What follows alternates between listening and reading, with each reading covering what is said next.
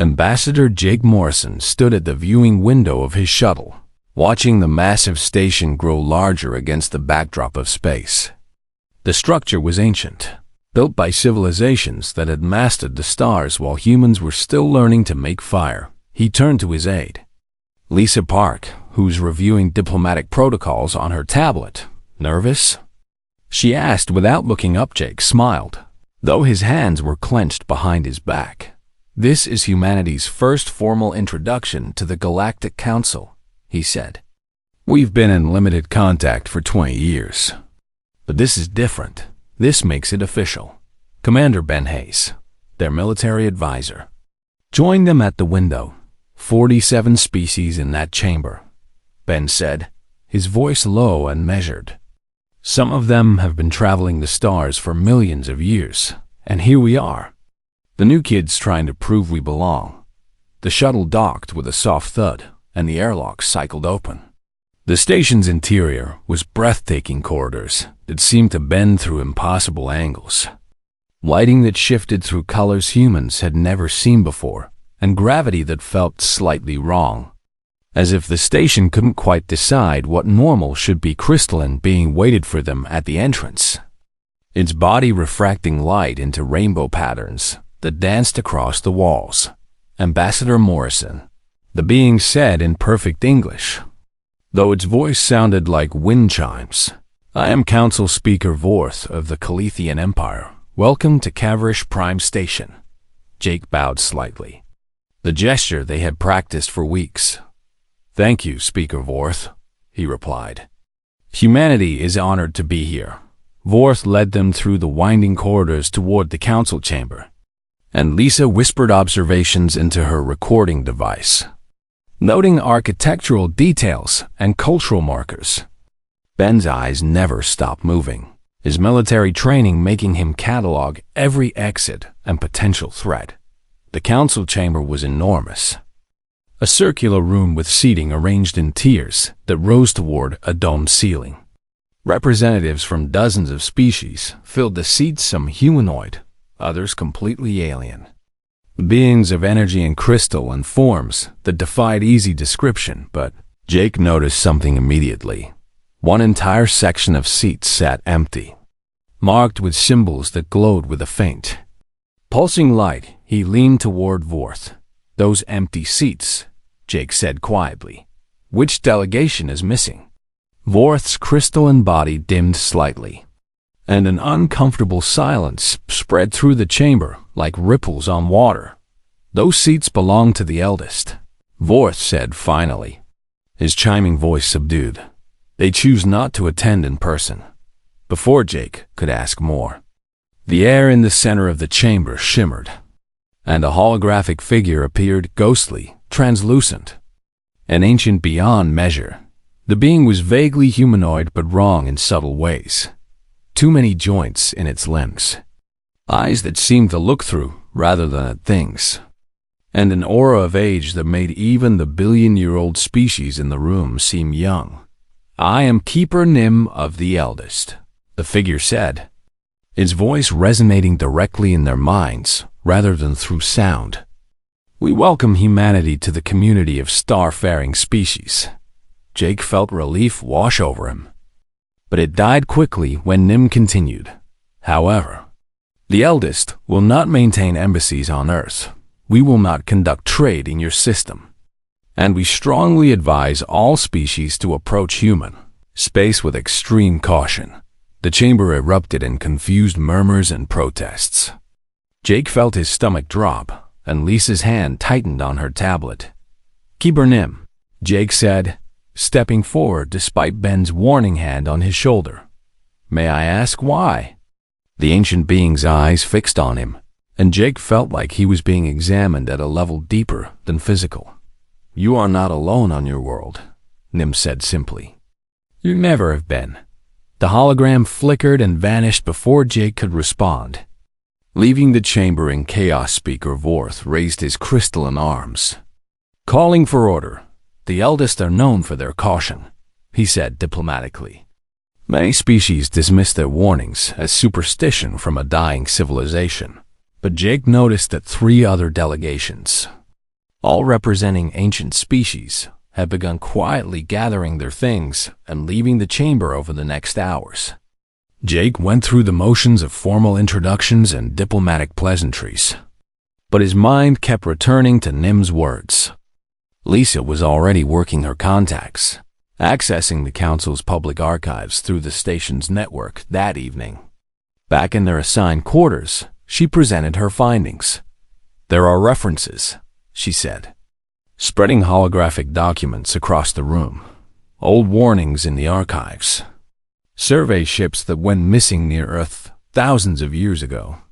And this phrase that keeps appearing, 'The Guardians still watch.'" Ben frowned. Studying the documents, "Who are the Guardians?" he asked.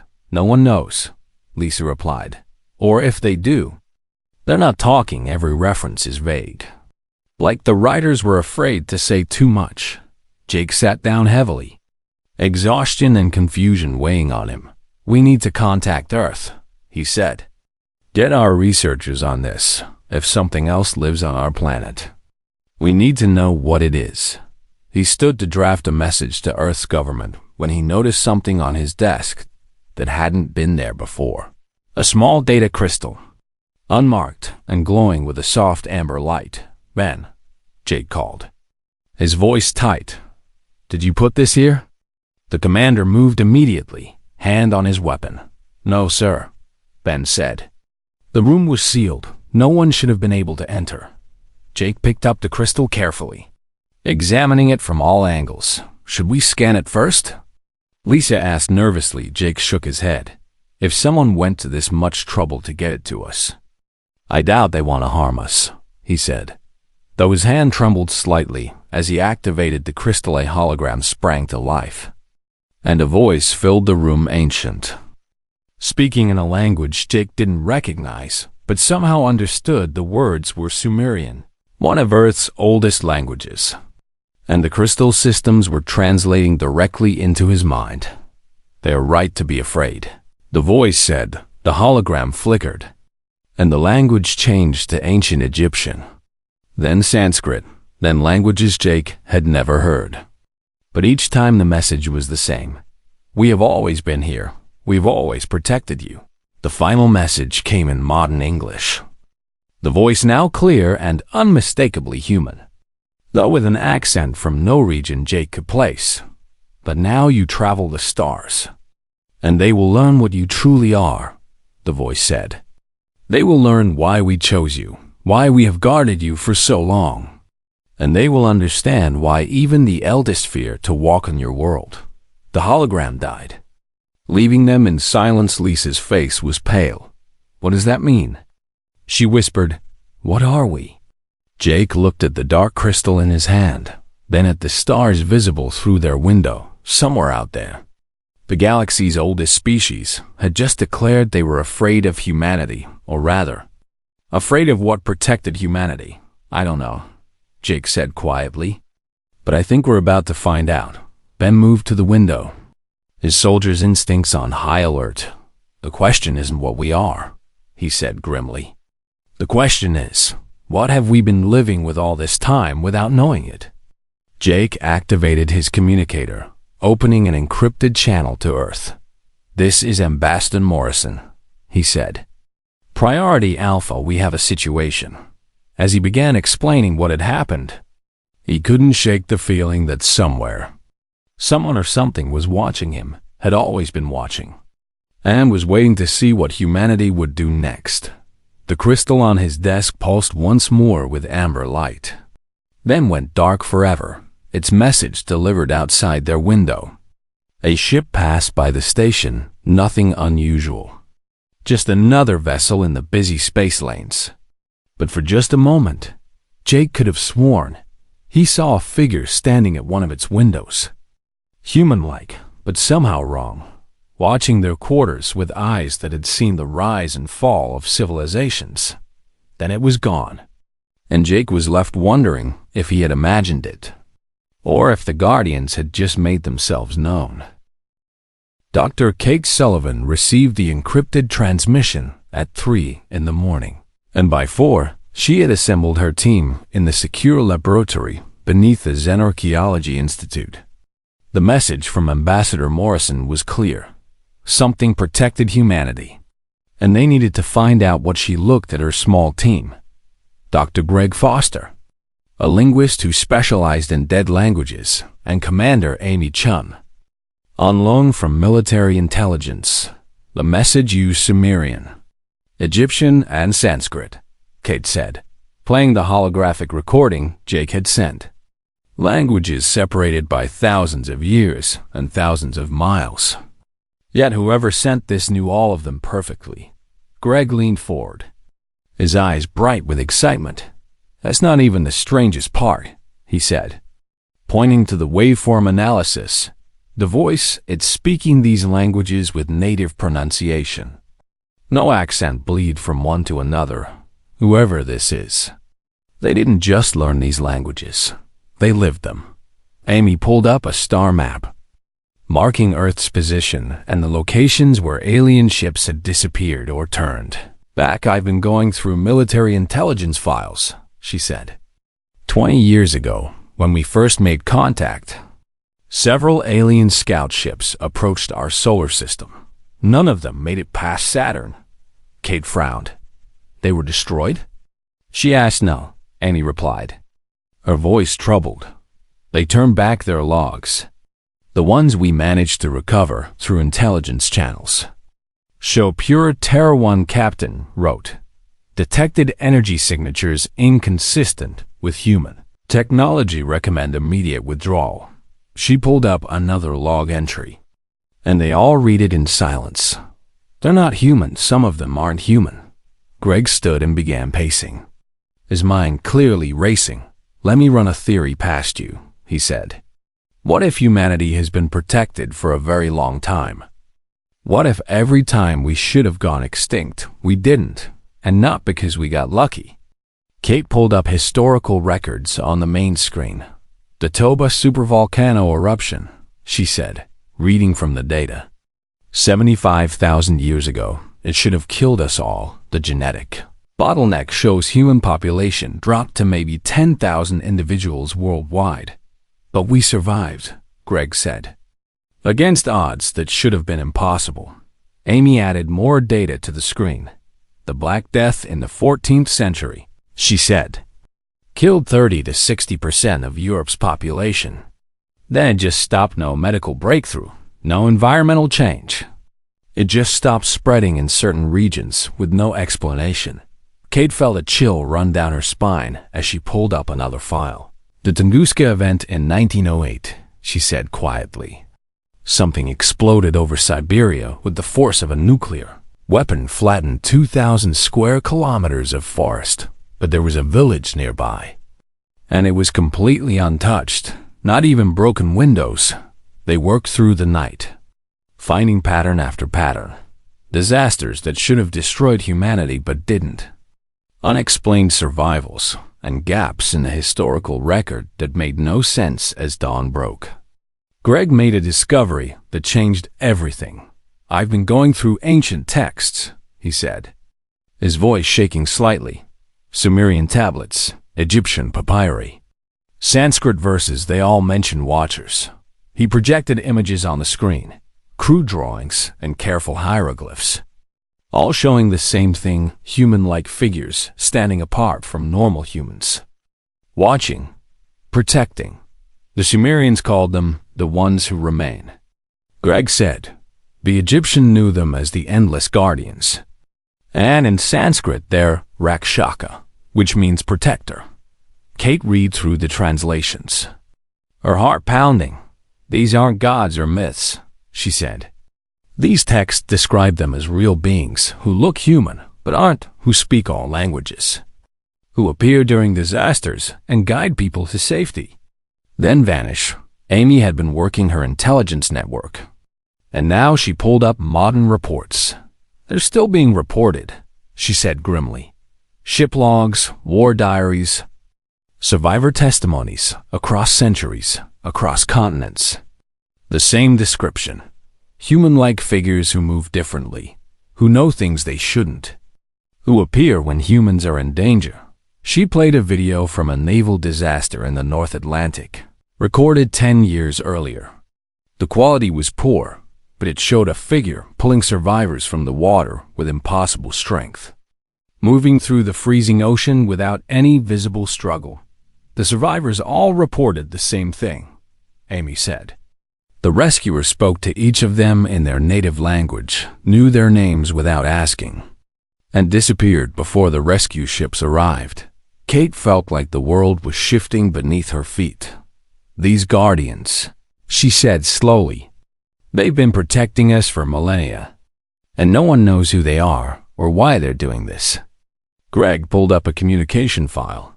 Ambassador Morrison managed to get a private channel to keep her Nim, he said. The eldest agreed to talk to him, and what Nim said, it's terrifying. He played the audio recording, and they listened to the ancient being's story. 4 million years ago, the eldest had found Earth, detected something else on the planet. Something powerful. We attempted contact. Nim's voice echoed in the lab. 3 of our science vessels approached. They simply disappeared. No wreckage, no distress signals. Nothing. The recording continued. Then we received a message. This world is protected. Leave and never return. We left. And we have never forgotten. Amy cross-referenced the data. Every species that's tried to harm Earth or exploit humanity has vanished, she said, showing incident reports spanning thousands of years. The galactic community doesn't talk about it, but the pattern is there. Approach Earth with hostile intent, and you disappear. Kate sat down heavily, trying to process what they had learned. So we're not special because of what we are, she said. We're special because something incredibly powerful has decided we're worth protecting. But why? Greg asked. Why would beings this advanced care about us? Before anyone could answer, the laboratory's security system chimed. Someone was at the door. Requesting entry, Amy checked the monitors and frowned. There's a man outside, she said. He says his name is Peter Grant, and he's here to see Dr. Sullivan. Kate didn't recognize the name. Did he say what he wants? She asked. He says he's a historian, Amy replied, and that you'd want to talk to him about the Guardians. Kate felt her blood run cold. They hadn't mentioned the Guardians to anyone outside the team. She stood and moved toward the door, with Greg and Amy flanking her. The man who entered was unremarkable. Average height, brown hair going gray at the temples. A kind face with smile lines around his eyes. He could have been anyone's uncle or college professor. Dr. Sullivan, he said warmly, extending his hand. Thank you for seeing me. Kate didn't take his hand. Instead, she spoke to him in ancient Sumerian, a phrase from the text they had been studying. Who watches the watchers? For just a moment, something flickered in the man's eyes, something old and knowing, and not quite human. He answered in flawless Sumerian, his pronunciation perfect. We watch ourselves, as we have always done. Amy's hand moved to her weapon, and Greg stepped back. Kate felt her heart hammering in her chest.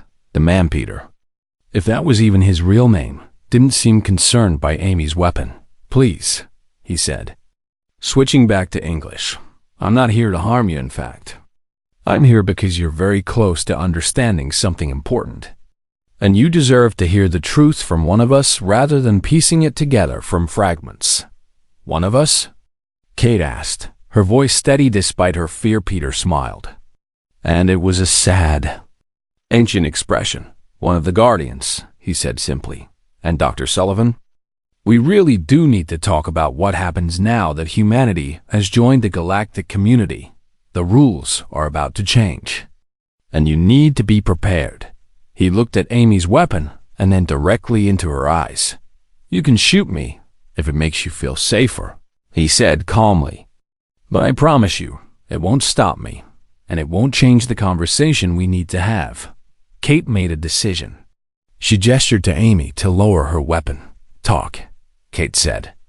Tell us who you are and why you've been protecting us. Peter moved to the center of the lab. looking at all the research they had compiled. "We've been protecting humanity for 4 million years," he said quietly. "And yes, Dr. Sullivan, I personally have been here that entire time. I've watched your species grow from simple tool users to the starfaring civilization you are now." "Why?" Greg asked. The question bursting from him. Peter turned to face them, and in his eyes they saw something that made them understand why even the eldest feared these beings. "Because once, long ago, we failed to protect a species that mattered," Peter said. "And we vowed never to fail again when we found humanity. We saw a second chance, and we took it." Kate felt tears prick her eyes, though she didn't fully understand why. "What happens now?" she asked. Peter's expression grew grave. "Now the galaxy knows you're protected," he said. "And soon they'll learn the cost of what we've done to keep you safe. Then they'll have to decide. Accept you, or try to eliminate both you and us." He moved toward the door, then paused. "Prepare yourselves," he said. "A crisis is coming. One that will test whether humanity deserves the protection we've given." And Dr. Sullivan, "Commander Chun, Dr. Foster, what you choose will determine not just humanity's future, but the future of the entire galaxy." Then he was gone, leaving them with more questions than answers, and the terrifying knowledge that Earth's protectors were watching, waiting and hoping humanity wouldn't disappoint them. Peter returned the next day, walking into the secure laboratory as if walls and locked doors meant nothing to him. Kate had expected this somehow, and she had prepared questions, hundreds of them. "Before we begin," Peter said, settling into a chair with the ease of someone completely comfortable in any situation, "I need you to understand something. Everything I tell you today is the truth, but it's a truth that will change how you see your species and your place in the galaxy." Jake Morrison had arrived from the station overnight, and he sat across from Peter with Lisa and Commander Ben Hayes. "We're ready," Jake said firmly. Peter nodded and began. "My people call ourselves the Prythings," he said. "Though that name is so old that the language it comes from died 1 billion years before your species existed. We are what the galaxy calls the Guardians. And yes, we have been protecting humanity for 4 million years." Greg pulled up a holographic timeline. "Why 4 million years?" he asked. "That's when early hominids were just beginning to use tools." "Because that's when we found you," Peter replied. "And that's when we made our choice." He stood and walked to the window, looking out at the city beyond. 1 billion years ago, the Prythings were conquerors, he said quietly. "We had technology you can't imagine. Power that could reshape worlds. We believed we were the pinnacle of evolution. The rightful rulers of the galaxy."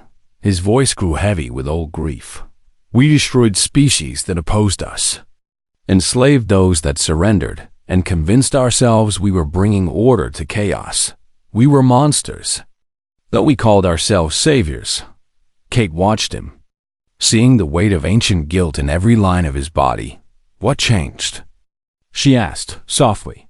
"We encountered a species we couldn't conquer," Peter said. "They weren't more advanced than us. They were actually more primitive, barely spacefaring, but they had something we had lost: compassion, creativity, irrational hope." He turned back to face them. "When our fleets came to their world, they didn't fight at first. They tried to understand us, tried to communicate, tried to find common ground, and when we attacked anyway, they fought with a ferocity born of protecting their families, their homes, their future." Peter's eyes grew distant. "Remembering, we won that war," he said. "We always won. But as our soldiers walked through the ruins of their cities, something broke in us. We found schools where children had been learning art and music, hospitals where they had been healing their sick, monuments they had built to hope and love, and all the things we had forgotten mattered." Greg leaned forward. "What happened to them?" he asked. "We killed them all," Peter said bluntly. "Every last one. And when it was over, when we stood victorious over the ashes of their civilization, We realized we had destroyed something beautiful and irreplaceable, something that made the galaxy worth living in. The room was silent, except for the hum of equipment. The Prythenes fell apart after that. Peter continued. Some of us couldn't live with what we had done and simply ended themselves. Others fled to the edges of the galaxy to hide from the memory, but a few of us decided to find redemption. You became the Guardians, Kate said. Yes, Peter confirmed. We vowed that never again would we allow power to corrupt us, that we would use our strength only to protect, never to conquer. We searched the galaxy for species that reminded us of the ones we had destroyed. Species worth saving. He looked directly at Jake. For millions of years, we found nothing species that were too warlike, too cruel, too indifferent. Then, 4 million years ago, we came to Earth. Peter projected a hologram showing early humans huddled around a fire. You were nothing then, he said. Barely more than clever apes. Any other species would have passed you by as unimportant. But we watched you, and we saw something familiar. The hologram showed humans caring for an injured member of their tribe, sharing food when it was scarce, protecting children at the cost of their own safety. You had what they had, Peter said, his voice thick with emotion. That same fierce love for family, that same stubborn belief that tomorrow could be better than today, that same willingness to sacrifice everything for those you cared about. Lisa wiped tears from her eyes. So you decided to protect us, she said. We decided you were our second chance, Peter corrected. The species we failed to save was gone forever. But maybe we could make sure you survived long enough to reach the stars. Commander Ben spoke up, his voice hard. Ambassador Morrison said, You've eliminated 14 species that threatened Earth, he said. What does eliminated mean? Peter met his gaze without flinching. It means exactly what you think it means, he said. Complete extinction. Every ship, every colony, every trace of their civilization erased from existence. The room went cold. They came to your world with weapons and plans for conquest or exploitation, Peter continued. They saw primitive humans as resources to be used. We saw them as threats to be removed. Amy stood abruptly. You committed genocide, she said, her voice shaking. 14 times. Yes, Peter said simply. And I would do it again. Every species we eliminated had chosen to be conquerors, to be destroyers. They made their choice, and we made ours. Kate felt sick, but also strangely safe, knowing that something this powerful had decided humanity was worth such terrible protection. The galaxy doesn't know this, she said. They just know that species that go to Earth don't come back. And now you've joined the galactic community, Peter said. And they're going to find out.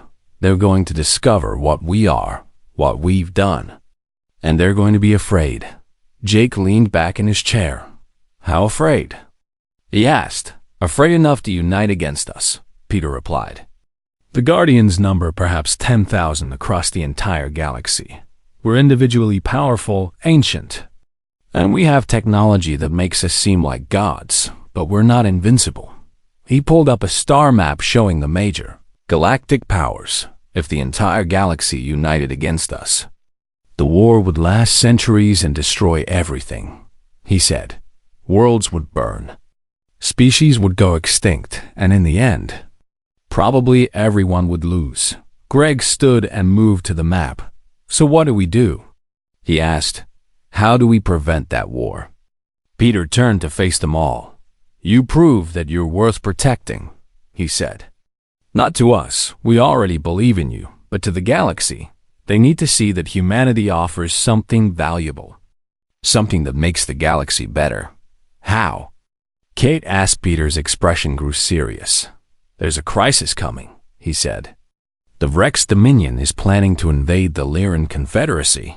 The Lyran are peaceful, weak militarily, and the Vrex see them as easy conquests. He pulled up information about both species. The Lyran will be destroyed unless someone helps them, Peter said.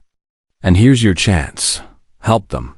Not for territory or resources or political advantage. Help them because it's the right thing to do.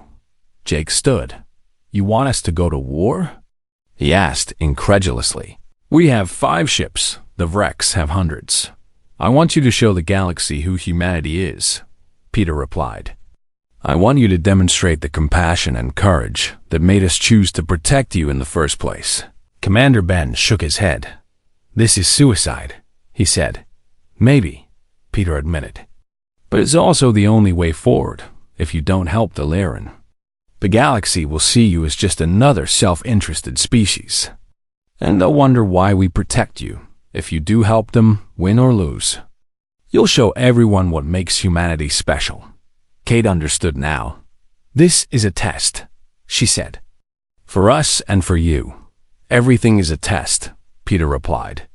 We've been testing ourselves for 1 billion years, making sure we never become what we were, and now it's your turn to be tested. He moved toward the door again. The Vrex fleet will reach Lyran space in 3 days, he said. You need to decide quickly. Stay safe and prove nothing. Or risk everything and show the galaxy that humanity deserves to be here. Jake called after him. Will you help us fight? He asked. Peter paused. No, he said. This has to be your choice and your action. We'll give you perfect intelligence on the Vrex. But we won't fight your battles. We've protected you while you grew. But you're strong enough now to protect others. And if we fail? Lisa asked quietly. Peter looked at her with ancient, sad eyes. If you fail and die trying to help others, you'll have proven everything we believe about you, he said. If you fail because you chose cruelty or cowardice, then we'll know we were wrong and we'll leave you to face the galaxy alone.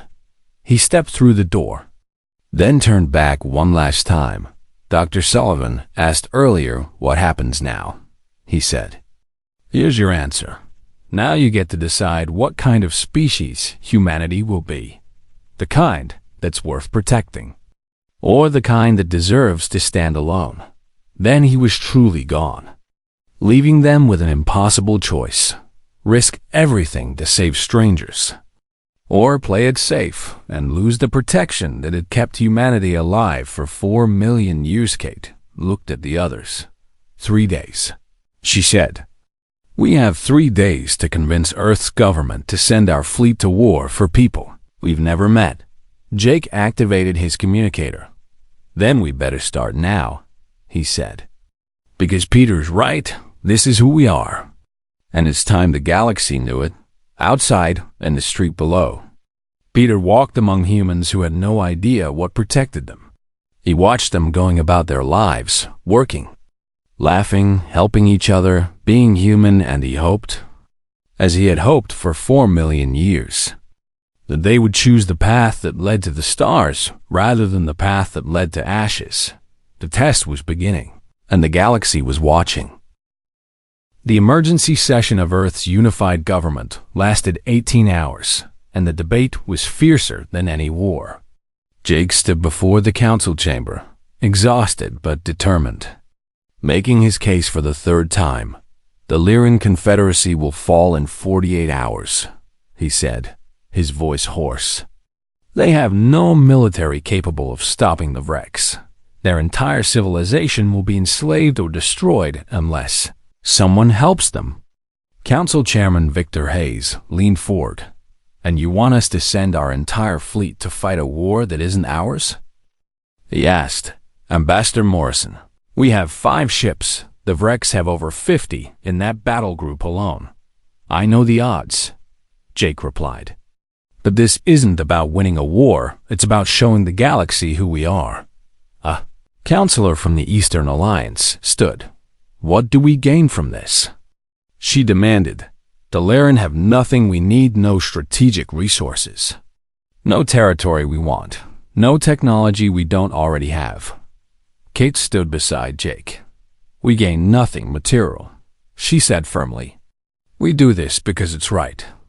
Because the Lyran are people who deserve to live, and because if we turn away now, We prove that humanity is just another selfish species. The debate raged on, with some arguing for neutrality, others insisting they needed something in return, and a vocal minority demanding they help regardless of cost. Finally, Admiral Susan Wright stood in the military section. She was a decorated officer, respected by everyone in the chamber. "I studied every battle in human history where we were outnumbered," she said, her voice cutting through the arguments. "Thermopylae, the Alamo, Dunkirk, we don't always win, but we always fight for something bigger than ourselves." She looked around the chamber. "My fleet is ready to deploy," she continued. 5 ships, 1,500 crew members. All volunteers who believe this is what humanity should do. I'm not asking for permission to fight. I'm asking for the support to do what's right. The vote was close. Painfully close, but it passed. Earth's fleet would go to Lyran. Space Admiral Wright moved quickly. Within 6 hours, her 5 ships were departing from Earth orbit, the UN's Defiant. Her flagship, along with the Courage, the Mercy, the Hope, and the Unity. Lisa Park accompanied the fleet as a journalist, determined to document what might be humanity's finest or final hour before departure. Peter appeared one last time on Wright's ship. He brought the intelligence he had promised, complete tactical data on Vrex formations, command structures, and weaknesses. "They're arrogant," Peter said, showing Wright the battle plans. "The Vrex have won so many easy victories that they've forgotten how to fight a determined enemy." Used that Wright studied the data. "You're not coming with us," she stated. "No," Peter confirmed.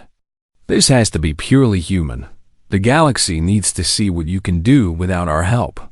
He turned to leave, then paused. "Admiral," he said quietly, "win or lose, make sure they remember this. Make sure the galaxy understands that humans fight for others, not just for themselves."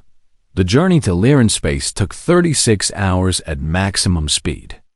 During that time, Lisa interviewed the crews, and what she found both broke her heart and filled her with pride. Young pilot Chris Palmer, barely 23, told her, "My grandfather fought in the War of 2031.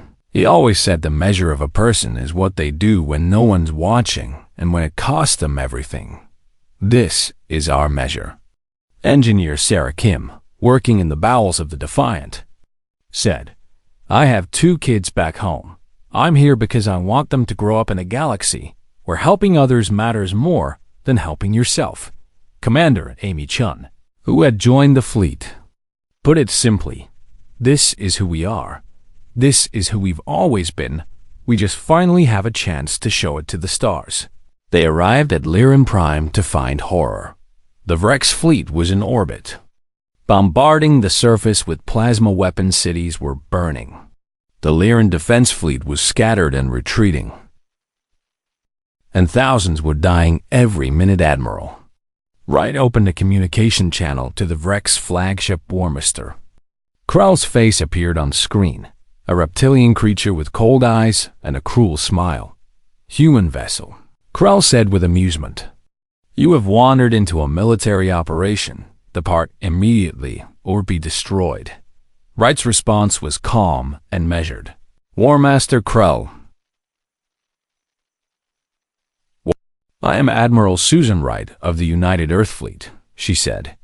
"I am ordering you to cease your attack on the Lyran and withdraw from this system." Krell's laughter echoed through the bridge. "You order me?"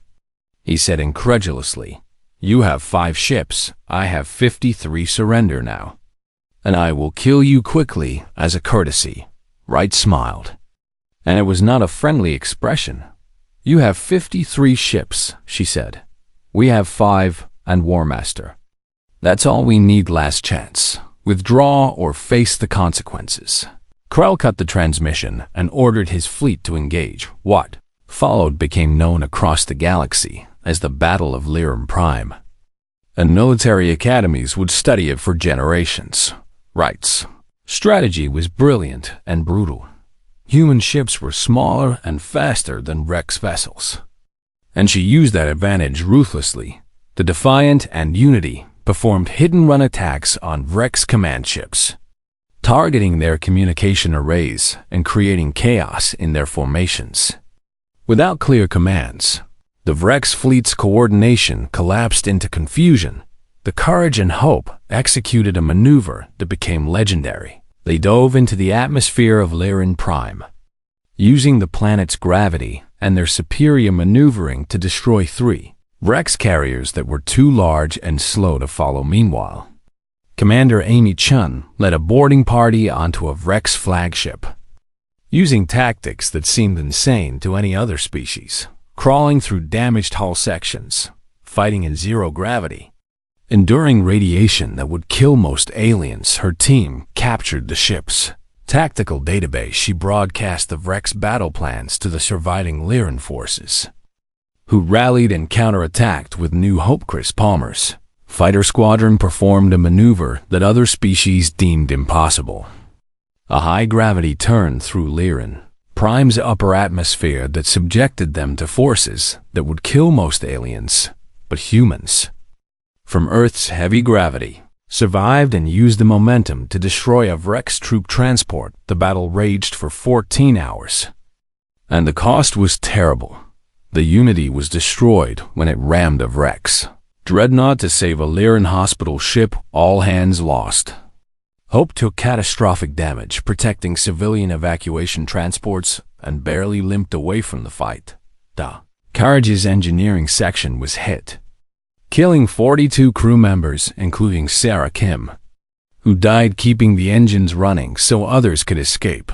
But the humans never stopped, never surrendered, never even considered retreating. Warmter Krell found himself facing something he had never encountered, an enemy that would die rather than yield, that cared more about protecting innocents than about their own survival. When 3 human ships were crippled and drifting, Krell ordered his fleet to finish them. But Admiral Wright revealed her final strategy. The damaged ships weren't helpless. They were weapons. Skeleton crews had volunteered to pilot them on collision courses with Rex troop transports, sacrificing themselves to save Lyran civilians. Krell watched in disbelief as human vessels, burning and broken, still fought with their last strength. He opened a channel to Wright. "What are you?" he demanded, and for the first time, there was fear in his voice. "What kind of species fights like this?" Wright's face was streaked with smoke and blood, her uniform torn, but her eyes were steady. "We're human," she said simply. "We fight for those who can't fight for themselves. And we never stop withdraw now, War Master. Or we will make you pay for every meter of space, every second of time, until none of us are left." Krell looked at his tactical display. He was winning. He had more ships, more weapons, more everything. But the cost of victory was rising with every minute. And these humans showed no sign of stopping. He made his decision. The Rex fleet withdrew. The galaxy watched in stunned silence as 50 Rex warships retreated from 5 human vessels. The Lyran were saved. Their world still burned, but their people survived. Admiral Wright's fleet limped into Lyran orbit, and the cost became clear. 2 ships destroyed, 3 crippled beyond immediate repair, 643 crew members dead, and another 200 wounded. But they had won, not because they were stronger or more advanced, but because they refused to let innocent people die while they did nothing. Lisa broadcast her recordings to Earth and to the Galactic Council, showing the world what humans had done, not for profit, not for territory, not for power, but because it was right. The Lyran government sent a message that was broadcast across the galaxy. Today, a species we had never met came to our aid when we faced extinction. They asked nothing in return. They gained nothing material, and they lost much. They fought not because they hated our enemies, but because they loved strangers enough to die for them. This is what humanity is, and the galaxy is better for their presence. As Admiral Wright sat in her damaged command chair, receiving damage reports and casualty lists, Peter's final words echoed in her mind. Make sure they remember this. The galaxy would remember the day humanity showed them what compassion and courage truly meant, and somewhere in the darkness of space, the Guardians watched their chosen species with pride, knowing that after 4 million years, humanity had finally proven why they were worth protecting all along. 3 weeks after the Battle of Lyran Prime, Ambassador Jake Morrison returned to Cavrish Prime Station, and everything was different. The council chamber that had been half empty before was now packed with every species, and the galactic community speaker Vorth greeted him at the entrance, his crystalline form glowing brighter than before. "Ambassador Morrison," he said warmly, "the council has been waiting for you." But it was the presence in the chamber that took Jake's breath away. The eldest were there, not as holograms but in person, wearing environmental suits that hummed with ancient technology. Keeper Nim stood at the center of the chamber, his actual form visible through the transparent suit. Fragile, ancient, but undeniably present humanity, Nim began, his mental voice reaching every being in the chamber.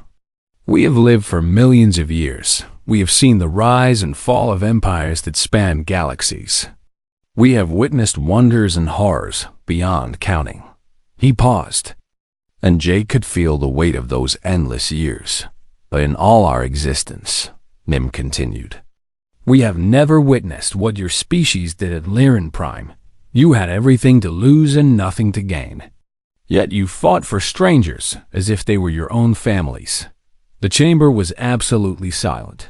"We understand now," Nim said, looking directly at Jake. "We understand why the Guardians protect you, why they have eliminated threats to your world, why they fear what would happen if you were destroyed." He gestured to the other ancient species present. "For we see in you what we all lost long ago, the ability to care more about others than about ourselves, the courage to sacrifice for those who cannot repay us, the stubborn belief that the galaxy can be better if we choose to make it so." A holographic display appeared, showing the vote tally. "The Galactic Council has voted," Vorth announced. "Humanity is granted full membership with all rights and privileges. Furthermore, trade restrictions are lifted, and 6 of the eldest civilizations, including my own Calithian Empire, formally established diplomatic and economic relations with Earth." The chamber erupted in what Jake assumed was applause, though it sounded like 1,000 different instruments playing at once. But Nim raised a hand for silence. "There is more," he said. "We wish to address the matter of the Guardians." Jake felt his heart skip. This was the moment everything could fall apart. "We know who they are," Nim said. "We know what they were, and we know what they have done to protect humanity. The Prytheans were once conquerors who nearly destroyed the galaxy. The Guardians are what they became after choosing redemption over extinction." Murmurs spread through the chamber. Clearly not everyone had known this. "They have eliminated 14 species to protect Earth," Nim continued. "Complete extinction as punishment for threatening humanity. This would normally be considered an unforgivable crime." Jake opened his mouth to defend the Guardians, but Nim held up a hand. "However," the ancient being said, "every species they eliminated had chosen conquest over coexistence, destruction over creation. They removed cancers from the galactic body, and in doing so, they protected not just humanity, but the fundamental principle that peaceful species should not live in fear of predators." Another display appeared, showing a formal declaration. The eldest moved that the Galactic Council officially recognized the Guardians as a legitimate protective force, Name announced, and that humanity's protected status be acknowledged and respected by all member species. The vote was not unanimous. Some species still feared the Guardians. Others resented humanity's special treatment, but the majority voted in favor. Earth was protected, officially and publicly, and the Guardians were recognized rather than feared after the session. Jake found Peter waiting in his quarters. "You knew this would happen," Jake said. "I hoped," Peter corrected. But I didn't know. The galaxy had to see humanity's true nature before they could accept what we've done to protect it. What happens now? Jake asked. Peter smiled, and for the first time, it was a smile without sadness. Now we step back, he said. You don't need us anymore. You never really did. We protected you while you were vulnerable. But you're strong enough now to protect yourselves and others. You're leaving? Jake felt an unexpected surge of loss. Not leaving, Peter said gently. Just stepping into the shadows. We'll always watch. Always care. But from now on, we're observers. Not guardians. If you truly need us, we'll be there. But Jake, I don't think you will. He pulled out a data crystal, similar to the one he had left before. This contains our complete history, he said. Everything the Prytheans were, everything the Guardians became, it's yours now. Humanity's to learn from. Jake took the crystal carefully. Why? He asked. Why tell us everything? Because secrets create distance, Peter replied.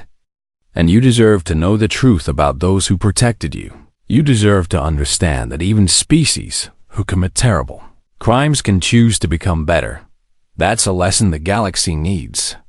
And humanity is the perfect teacher. He moved toward the door. Before you go, Jake said, I need to know. What made you choose us? 4 million years ago, what did you see in primitive humans that made you decide we were worth saving? Peter turned back, his ancient eyes filled with memory. I watched a human family, barely more than apes, huddled in a cave during a storm, he said. The father had been injured hunting, and he couldn't move. The mother could have left him and saved herself and the children. And survival said she should, but she didn't, Jake guessed. She didn't, Peter confirmed. She stayed, kept him warm through the night, shared the little food they had. She chose love over survival, hope over logic, and when I saw that, I knew you were like the species we had destroyed. The ones who had shown us compassion we didn't deserve. Tears ran down Jake's face. We won't let you down, he said. You already haven't, Peter replied. And then he was gone back on Earth.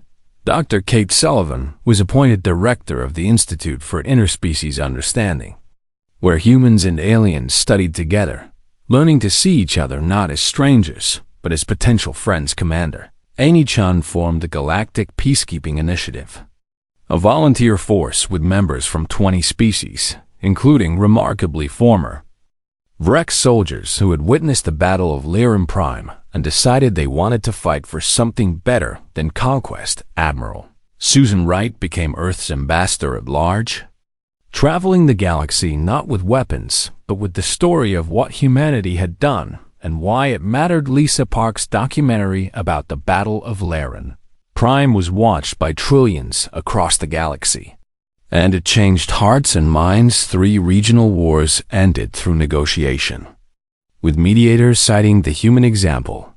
The Lyran established the closest alliance with Earth, and their first official act was to create a memorial on Lyran Prime, 643 pillars of light, one for each human who had died protecting their world. Young Chris Palmer, promoted to squadron commander, trained new pilots from a dozen species, teaching them not just tactics but philosophy. We're not strong because we have better ships or weapons, he would say. We're strong because we fight for something bigger than ourselves. That's the lesson humanity learned over millions of years. And now we share it with the stars.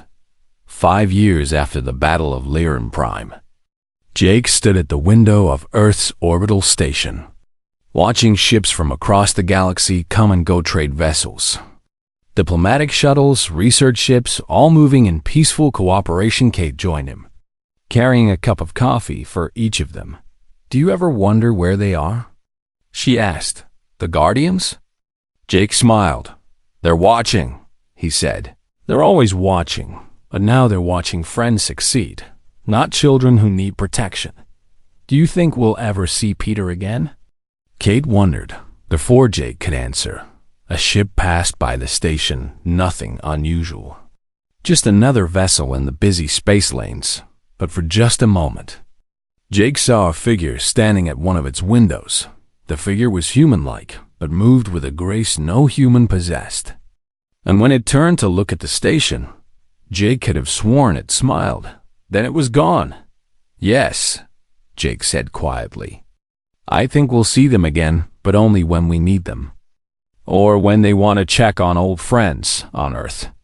In schools across the planet, and on human colonies spreading through the stars, children learned about the Guardians, about the Battle of Lyran Prime, about the choice humanity made to help others, even when it cost them dearly. In one classroom, a teacher asked her students, "What makes humanity special?" A young girl raised her hand. "We're not the strongest," she said. "We're not the smartest. We're not the oldest, but we're the species that cares, even when it's hard, even when it costs us. And that's not because the Guardians made us that way. It's because we chose to be that way." The teacher smiled. "And now?" she asked. "Now we teach the galaxy that strength without compassion is just tyranny," the girl replied. "And technology without heart is just a tool. We show them that the best species aren't the ones who conquer, but the ones who help, somewhere in the darkness between stars." A figure stood alone on the bridge of an ancient ship. Peter, last of the Prytheans, first of the Guardians, watched humanity spreading through the galaxy like a light pushing back the darkness. "We did it," he whispered to the ghosts of the species his people had destroyed so long ago. "We found them, we protected them, and they became everything we hoped they would be. They became the redemption we sought for 1 billion years." He thought of the Cho,